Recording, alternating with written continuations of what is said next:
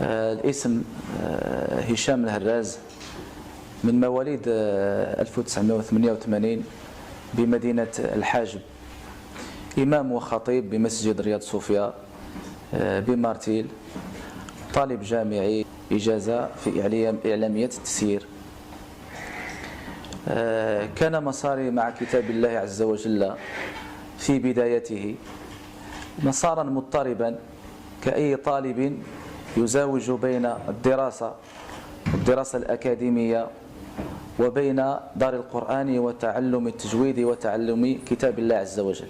كان قرب البيت إحدى دور القرآن متواضعة، كنت أذهب لأتعلم شيئا يسيرا كباقي التلاميذ في المدارس، يعني لم أتلمذ بشكل محض أو بشكل متفرغ على يد شيخ معين. كنت أتابع الدراسة ونادرا ما ألتحق بدار القرآن لأتعلم شيئا من كتاب الله عز وجل.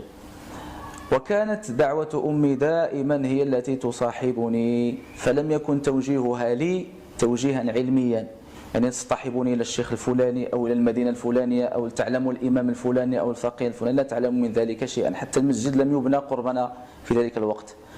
يعني كانت الأمر مسألة دعاء، تدعو بحرقة أن يجعلني الله عز وجل من أهل القرآن الذين هم أهل الله وخاصة، نسأل الله عز وجل أن يجعلنا منهم. فبعد ذلك في تنقلي بين مدينة الحاجب ومدينة مكناس كنت أحفظ في الذهاب وأرجع بالمراجعة، وهكذا مدة 3 سنوات أو 4 سنوات إلى أن أتممت الحفظ. بعد إتمام الحفظ اجتزت اختبارات التزكية في المجالس العلمية كما يجتازها الأئمة عموما في الحفظ، من حفظ كتاب الله عز وجل ضبطا ورسما وتلاوة. واجتزت اختبار الخطابة والوعظ والإرشاد مما مكنني وخولني إلى القيام في محراب من محارب الصلاة. كنت أصلي التراويح دائما في رمضان مدة أزيد من 8 سنين أو 9 سنين وأنا أصلي بالناس التراويح. لكن في سنة 2014 بالضبط صلى خلفي أحد المؤذنين بالدار البيضاء، اسمه محمد رفيق، أحد المؤذنين مع الإمام الإراوي بالدار البيضاء.